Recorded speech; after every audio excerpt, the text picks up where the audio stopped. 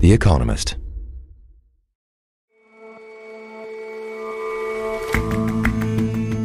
Hello and welcome to The Intelligence from The Economist. I'm Jason Palmer. And I'm Rosie Blore. Every weekday, we provide a fresh perspective on the events shaping your world.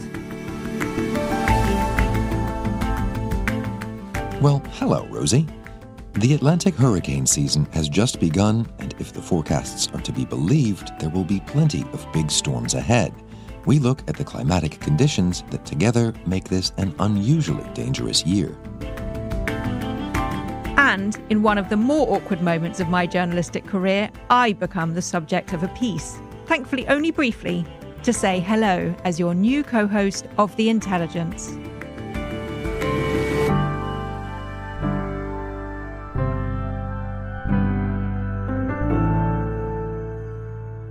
But first,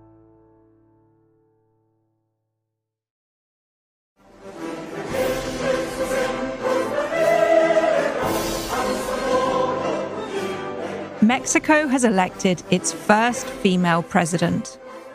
Que por primera vez en 200 años, las mujeres lleguemos a la presidencia de la República. Early results suggest Claudia Sheinbaum, a former mayor of Mexico City from the ruling Morena party, has won around 60% of the vote. Que el cierre del gobierno, gracias hoy al pueblo de México. Este es tu triunfo. She declared her victory to an excited crowd. "This is your triumph," she told her supporters. "We made history." But it's not exactly clear what kind of history Sheinbaum will make. Her win is less about her credentials than those of her predecessor, Andrés Manuel López Obrador. AMLO, as he's known, is a charismatic populist elected in 2018, promising to address corruption, inequality, and insecurity. But Mexicans are deeply divided on whether he solved those problems or added to them. Sheinbaum inherits that legacy, a divided country with a very long to-do list. It's the early hours of the morning here in Mexico City of the day after the election. Sarah Burke is The Economist's Mexico bureau chief. It's a huge moment for the country, voting for two female candidates, who had very different visions of whether the country needs to continue on the path it's on or radically change direction. As you say, it's a huge moment for Mexico, but also one with big stakes. So can you just lay out the stakes for me a bit? What does this election mean inside and outside Mexico? Inside, there's a lot at stake. In 2018, Mexicans voted for something new, for Morena, a party that had never held power before. They were fed up with politics. And the change that López Obrador promised, if you're a supporter, came to pass, the fourth transformation, as he grandiosely calls it. And if you're a detractor, it didn't. It's a mess. Everything is worse now. And at stake is pretty much everything. I mean, starting with Mexico's democracy, López Obrador has not much time for checks and balances. He's weakened various institutions, including the electoral body. Lots of things are worse. Security situation is worse. Education is worse. Healthcare is worse. But then there are also big issues that Mexico is at the center of. I mean, drug trafficking to the US, migration, also trade. In 2026, Mexico is going to look at, with Canada and the United States, at whether to extend the free trade agreement the three countries have past 2036. And Mexico is also at the center of US efforts to diversify from China. So really, this election comes at a big moment both for the country and for its role beyond the country. Important and polarizing election inside and out. What have you been seeing as you've been crisscrossing Mexico City? Me and a colleague, Kinley Salmon, we went to different areas of the city to start with. I went to an area where lots of supporters for Morena, the ruling party, and Claudia Sheinbaum were. So I went to Iztapalapa, which is a working-class area of 1.8 million people. It's the most populous borough in the city. And there was a mood of positivity. People were jubilant. They were very happy with what López Obrador has done, and they were voting for Claudia because they wanted continuity. The specific policy that kept coming up over and over again were the cash transfers. López Obrador has upped them and expanded who they're given to, and people mentioned that they're getting scholarships for their children or pensions, and they know and they trust Sheinbaum to continue them. Los programas sociales son las ayudas que les ha dado I spoke to one couple, Elizabeth and her husband Emilio, who said that all three of their children have scholarships and her parents get a pension, and she was very positive about this. And then Kili and I joined together and we went to Tlalpan, which is the borough in Mexico City where Sheinbaum is from, where she started her career. And people there were extremely enthusiastic about her. You know, they are longtime supporters. They've seen her from the start of her career. Sí, sí, sí. Vive acá, empezó acá. Sí, todo empezó desde aquí. One I talked to, Maricela, has spoken to her lots of times back when she was running the borough. And this morning she saw her, was in the street waiting to see her go and vote. People were acting like one of their own had arrived to the presidency, and a lot of people talked about their pride at that moment. I mean, you can hear it's festive. There are fireworks going off, lots of dogs barking as well, but lots of sort of celebratory atmosphere even before the polls closed. Obviously, not everyone's been letting off fireworks. You've mentioned this is a very polarizing election. Where are the Mexicans who are less keen on AMLO and Sheinbaum? So my colleague, Kinley Salmon, went to a posher neighborhood called Benito Juarez. That neighborhood is ruled by the opposition. And he found still an upbeat mood. People had turned out. They were hoping that the opposition may win. Many voters were not voting for the opposition, but really against Morena and Sheinbaum. Healthcare is in a terrible state. And really a lot of people talked about security, that the gangs have spread and the country is less safe. Porque México se está viniendo muy abajo y es muy triste. He spoke with one woman who was 80 years old, who almost was in tears about the idea that this country for young people would not be the country she'd enjoyed growing up. ¿Quién sabe si gana la otra parte? El otro partido no sé cómo nos va a ir. Yo creo. And for many, the most concerning thing, and partly why the stakes of this election were so high, is the anti-democratic streak that López Obrador and Morena have. So explain this anti-democratic streak, and you mentioned it's particularly important that Sheinbaum might actually have a bigger majority than the polls said.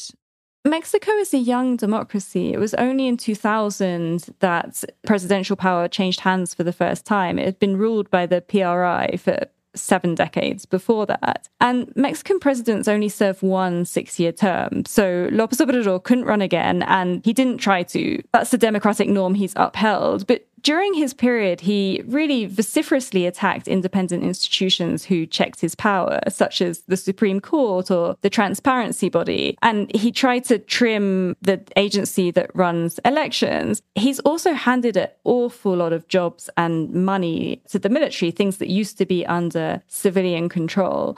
Now, these institutions that Mexico had built up were not perfect by any means. They had many, many problems, but he's not tried to improve them. He's really just sort of fought against them. There's real concern here about the future of elections. This one has been very marred by violence, especially local elections, and lots of candidates killed and others intimidated out of running. But AMLO is handing over power, right? He's chosen a successor. So what do we know about what Sheinbaum might do in office? So Sheinbaum is very different from López Obrador. She, like him, is a former mayor of Mexico City, and she has very similar ideology on some things. But she's also a climate scientist who is much more technical, or was much more technical when she ruled Mexico City.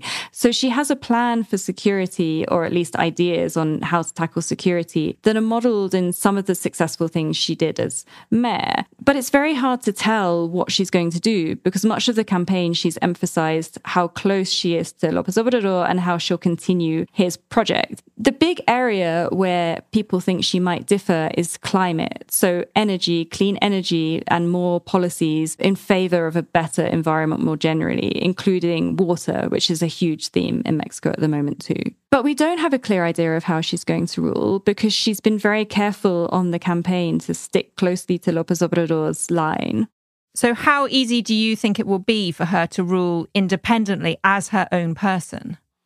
I mean, there are two questions on that. One is how much she decides to distance herself from López Obrador or how much he still has control over Morena. I mean, one thing is that Morena's coalition appears to have won a two-thirds majority in the lower house and possibly even the upper house. And if they have a two-thirds majority rather than a simple majority, which is what the polls were predicting, then that allows them to change the constitution. And that paves the way for all sorts of things that López Obrador wanted to do but wasn't able to. And that includes electing Supreme Court judges.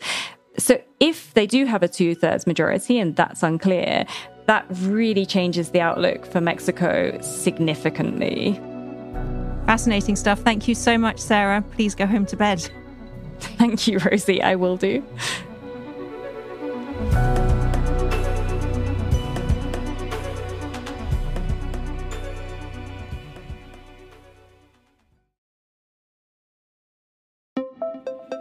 It's that time of year. Thank you for being here. As a Floridian born and bred, it's a reminder that I hardly need to hear. Everyone on America's Atlantic and Gulf coasts knows with a certain amount of dread that the start of June is also the start of a dangerous time. This year, the Atlantic hurricane season is expected to be an extremely active one. And as Daniela Levine Cava, the mayor of Florida's Miami-Dade County, laid out in late May, the danger is particularly acute this year. On the same day, the National Oceanic and Atmospheric Administration, or NOAA, put some numbers to that grave message. NOAA is predicting an above-average 2024 Atlantic hurricane season. Specifically, there's an 85% chance of an above-normal season. 2024 is presenting, if you'll pardon the phrase, a perfect storm of hurricane conditions. America's climate forecaster is anticipating a record number of storms for this hurricane season. Other leading forecasters have come to similar conclusions. Aaron Braun writes about the American West for The Economist. And weather and emergency management officials have repeated one phrase like a mantra while they're explaining these forecasts, and that is to be prepared. So when you say record number of storms, let's put some numbers to it. How many are we talking about? NOAA, which is the National Oceanic and Atmospheric Administration, is anticipating between 17 and 25 named storms. And when a storm is powerful enough to get a name, that means that officials really want to be able to communicate the dangers of that to the public. 4 to 7 of those are expected to become major hurricanes. And a major hurricane means that they have wind speeds of about 111 miles per hour or higher, and that's about 180 kilometers per hour. And the average between 1991 and 2020 was much lower. So between those years, there was about 14 named storms, as opposed to between 17 and 25 that we're thinking might happen this year, and just 3 major hurricanes compared to between 4 or 7 for this year. And so why is that? Why are we expecting so many? There are 2 main reasons for this year's really aggressive forecast. And the first is that sea surface temperatures in the North Atlantic are really hot. Most hurricanes originate in a stretch of ocean between the Caribbean Sea and West Africa that we call the main development region. And in May, temperatures there reached what is normal for August. And this is mainly due to climate change. The ocean absorbs the vast majority of warming that the planet has seen.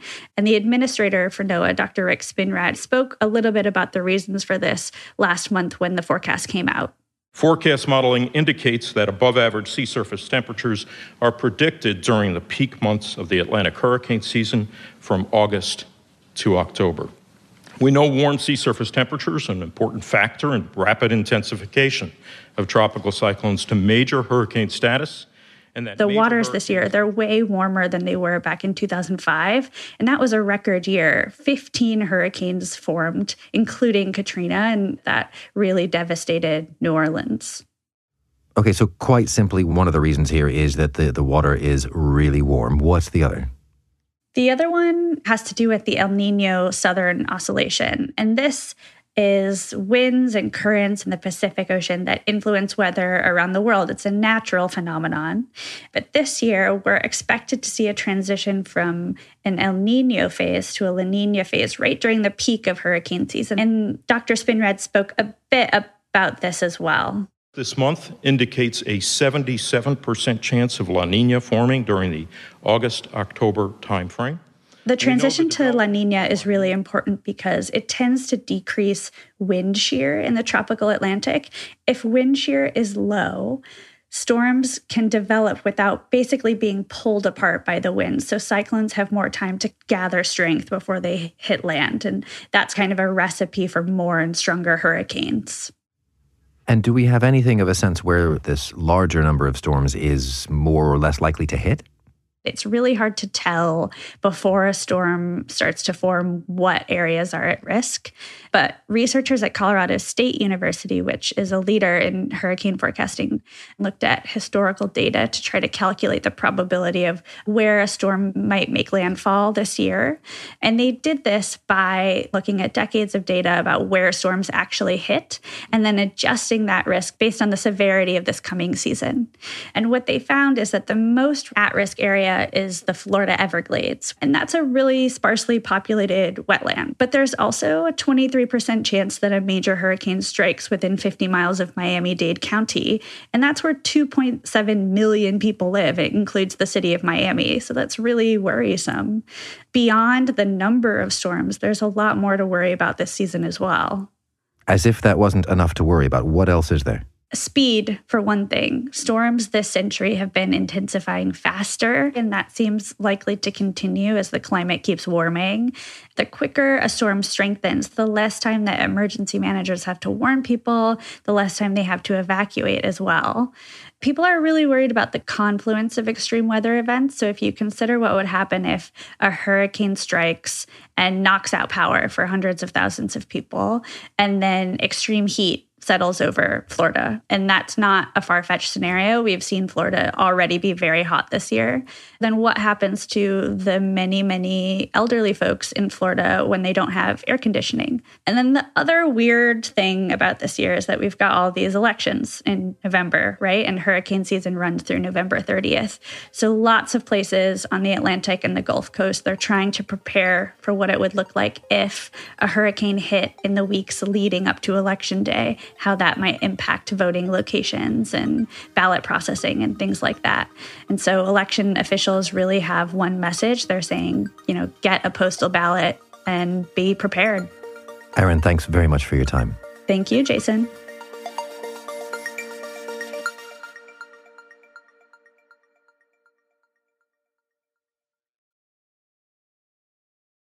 Rosie, here we are. Welcome. Thank you so much. We've been signposting this a bit. We've been telegraphing this a bit. It's finally here. You're on the show. How are you feeling about it? Scared, excited, relieved to have started. What are you scared of? Well, I think it's a huge privilege to be able to ask questions for a living, to be nosy for a living, but I don't normally do it on air, so this is a new medium for me.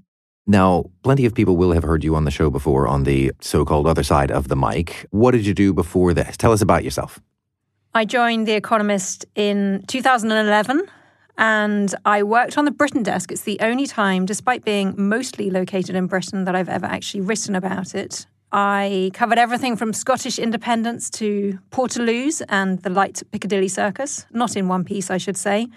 I moved to China as China correspondent in Beijing in 2014, which was just a totally brilliant job from start to finish, completely fascinating, always exciting. Even when you weren't in the mood for it, China just comes along and hits you with incredible things to see, to write about, stories fall out of the trees. Absolutely brilliant. And then I moved back to London in 2017 and I edited 1843, which I'm sure listeners know is part of The Economist that devoted to narrative storytelling. And at the time, we were a print magazine, and then during the pandemic went online only. And that was an amazing, also terrifying job, actually, where I had a fantastic team helping me along. And we really did some of the journalism that I'm most proud that The Economist has published. It's a very exciting medium to be telling stories that are based around human beings, but really trying to sort of illuminate the bigger picture. Such as? One of my favorite pieces was by Nick Pelham on Asma Assad, the wife of Bashar Assad, the dictator in Syria. And it was just a story that had such fantastic tiny details about the heels she wore and the clothes that she bought. And it also was telling us the story of kind of 10 years of the Arab Spring, what had happened in the past decade. And for me, stories like that are an incredible way to draw the reader in to what's happened, while also making you feel like you've kind of been let in on a secret on some of the kind of tiny details and texture of life. But we had other brilliant stories too. There was one about the people who make videos for social media, making industrial quantities of video for social media, like they're slurping milkshakes out of toilets or eating spaghetti off work surfaces. That kind of thing was just hilarious, brilliant, beautiful, and actually a fascinating business story. And so now that you've changed roles, you're here in the studio, what kinds of stories do you want to do? What kinds of conversations would you like to have? What are you really looking forward to here? Well, I'm still excited about having the humans in the stories. I think we are in the business of entertainment as well as information. And I think that it brings a really important aspect to any story, to have the human beings at the nub end of the news that we know that we want to discuss and that we need to discuss. And I'm keen to have more of that, actually, to have more of the kind of stories and hopefully things that we can come back to, people we can come back to. And I'm keen as well that I get to keep going out and being nosy and getting to do some reporting myself. So I'm excited about all of that. Well, excited to have you. Now, first direction, if I can give you, you're going to lead us out of the show. You've probably heard this a bunch of times. Now you get to do it. So do the thing. Whoa, this is a big responsibility. Do you really want me to do the thing? Hell yeah.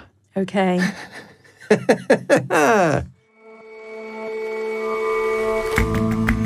That's all for this episode of The Intelligence. Let us know what you think of the show. You can get in touch at podcasts@economist.com. And you can subscribe to The Economist at economist.com/intelligence offer. The link is in the show notes. We'll see you back here tomorrow.